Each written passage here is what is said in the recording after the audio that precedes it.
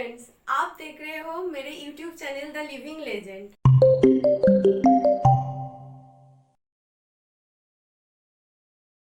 आज़ाद भारत के प्रथम प्रधानमंत्री पंडित जवाहरलाल नेहरू के जन्मदिन को ही बाल दिवस और चिल्ड्रन डे कहा जाता है, क्योंकि नेहरू जी को बच्चे बहुत पसंद थे और बच्चे उन्हें चाचा नेहरू कहकर बुलाते थे।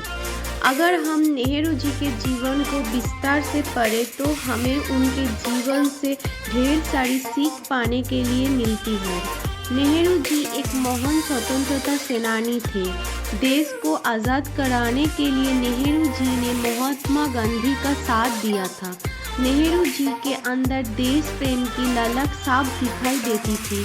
महात्मा गांधी उन्हें एक शिष्य मानते थे जो उनके प्रिय थे। नेहरू जी को व्यापक रूप से आधुनिक भारत का रचयिता माना जाता है। जवाहरलाल नेहरू स्वतंत्र भारत के प्रथम प्रधानमंत्री थे। इनके पिता प्रसिद्ध बैरिस्टर और समाजसेवी थे। नेहरू जी संपन्न परिवार के इकलौते बेटे थे। इनके अलावा इनके परिवार में इनकी 3 बहनें थीं। नेहरू जी कश्मीरी वंश के सारस्वत ब्राह्मण थे। नेहरू जी ने देश विदेश के नामी विद्यालय एवं महाविद्यालय से शिक्षा प्राप्त की। इन्होंने हैरिस से स्कूल की प्रारंभिक शिक्षा एवं ट्रिनिटी कॉलेज लंदन से लॉ की शिक्षा प्राप्त की। इसके बाद वो कैम्ब्रिज विश्वविद्यालय से कानून शास्त्र में पारंगत हुए। 7 वर्ष इंग्लैंड में रहकर इन्होंने फैबियन समाजवाद एवं आयरिश राष्ट्रवाद की जानकारी विकसित की। इन्हें गुलाब का फूल बहुत पसंद था, जैसे वो अपनी शेरवानी में लगा कर रखते थे। इन्होंने बच्चों से भी बहुत लगाव था। बच्चे इन्हें चाचा नेहरू कहकर संबोधित करते थे। ऐसे ही प्रेम के कारण इनका जन्म दिवस बाल दिवस के रूप में 14 नवंबर को मनाया जाता है। Nehru ji discovery of India के रचयिता के रूप में भी विख्यात रहे। नेहरू जी को एक बेटी थी, इंदिरा गांधी। इंदिरा गांधी अपने पिता को अपना गुरु मानती थी। देश की राजनीति एवं उन्होंने नेहरू जी से ही सीखा था। बचपन से ही देश की आज़ादी की लड़ाई को उन्होंने करीब से देखा था। यही वजह थी कि वो भी देश के प्रति प्रत्याधिक प्रेम रखती थी। इंदिरा जी आज़ाद देश की प्रथम महिला प्रधानमंत्री बनी।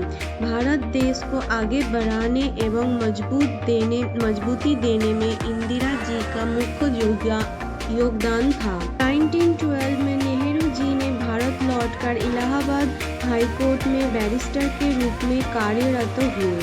1916 में नेहरू जी ने कमला नामक युवती से विवाह किया।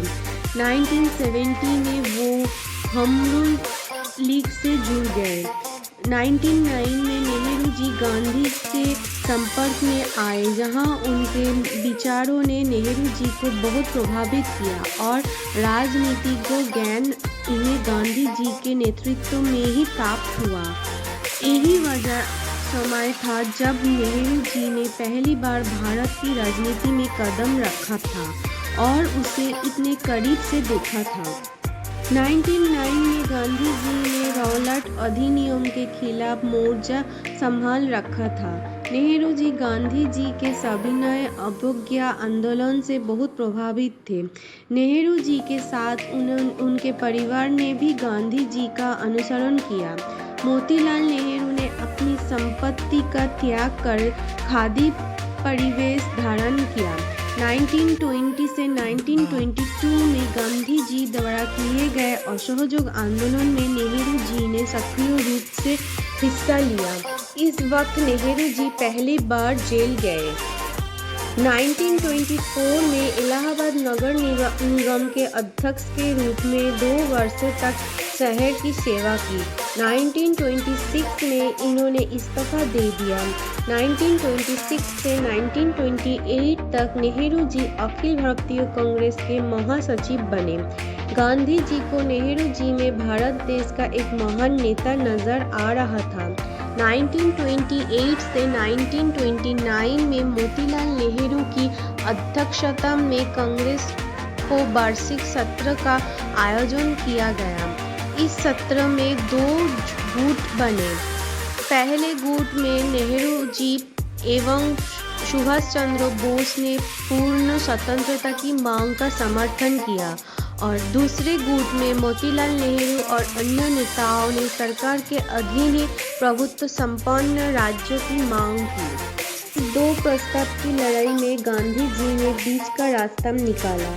इन्होंने कहा कि ब्रिटेन को 2 वर्षों का समय दिया जाएगा ताकि वो भारत को राज्यों का दर्जा दे, अन्यथा कांग्रेस एक राष्ट्रीय लड़ाई को जन्म देगी। परंतु सरकार ने कोई उचित जवाब नहीं दिया। नेहरू जी की अध्यक्षता में दिसंबर 1929 में कांग्रेस का वार्षिक अधिवेशन लाहौर में किया गया। इसमें सभी ने एक मत होकर पूर्ण स्वराज की मांग का प्रस्ताव पारित किया। 26 जनवरी 1930 में लाहौर में नेहरू जी ने स्वतंत्र भारत का ध्वज लहराया। 1930 में गांधी जी ने शौर्य अवज्ञा आंदोलन का जोरों से आह्वान किया, जो इतना सफल रहा कि ब्रिटिश सरकार को महत्वपूर्ण निर्णय लेने के लिए झुकना ही पड़ा। 1935 में जब ब्रिटिश सरकार ने भारत अधिनियम का प्रस्ताव पारित किया, तब कांग्रेस ने चुनाव लड़ने का फैसला किया। नेहरू ने चुनाव के बाहर रहकर ही पार्टी का समर्थन किया। कांग्रेस ने हर प्रदेश में सरकार बनाई और सबसे अधिक जगहों पर जीत हासिल की। 1936 से 1937 में नेहरू जी को कांग्रेस का अध्यक्ष नियुक्त किया गया। 1942 में गांधी जी के नेतृत्व में भारत छोटी आंदोलन के बीच नेहरू जी को गिरफ्तार किया गया, जिसके बाद वो 1945 में जेल से बाहर आए। 1947 में भारत एवं पाकिस्तान की आज़ादी के समय नेहरू जी ने सरकार के साथ बातचीत में महत्वपूर्ण भूमिका निभाई। 1947 में भारत आज़ादी के वक्त कांग्रेस में प्रधानमंत्री को दावेदारी के लिए चुनाव किए गए, जिसमें सरदार वल्लभ भाई पटेल एवं आचार्य कृपलानी को सर्वाधिक मत प्राप्त हुए। पर गांधी जी के आग्रह पर जवाहरलाल नेहरू को भारत का प्रथम प्रधानमंत्री नियुक्त किया गया। इसके बाद नेहरू जी 3 बार भारत के प्रधानमंत्री बने। स्वतंत्रता के बाद भारत को सही तरह से गठित कर उसका नेतृत्व कर एक मजबूत राष्ट्र की नींव के निर्माण का कार्य नेहरू जी ने शिद्दत के साथ निभाया। भारत को आर्थिक रूप से निर्भीक बनाने के लिए भी इन्होंने बहुत अहम योगदान दिया। आधुनिक भारत के मजबूत नींव का निर्माण किया। इन्होंने शांति एवं संगठन के लिए धर्मनिरपेक्ष आंदोलन की रचना की। इनकी बहुत मेहनत के बावजूद ये पाकिस्तान और चीन से मैत्रीपूर्ण संबंध नहीं बना पाए।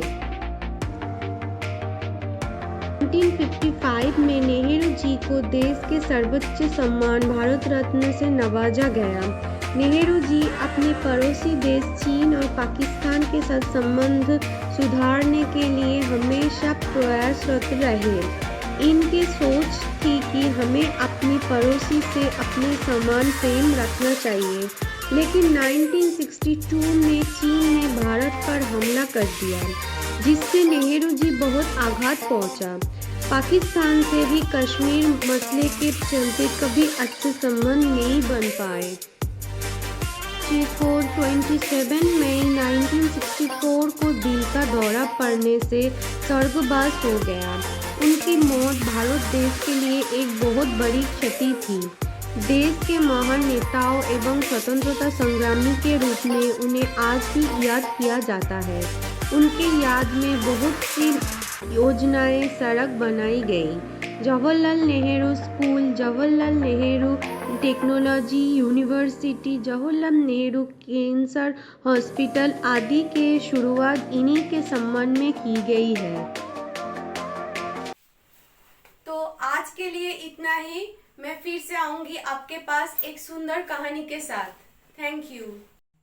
प्लीज फ्रेंड्स मेरे वीडियो को देखिए, लाइक कीजिए और सब्सक्राइब कीजिए और कमेंट पे बताइए आप कौन सी लेजेंड के बारे में सुनना चाहते हैं।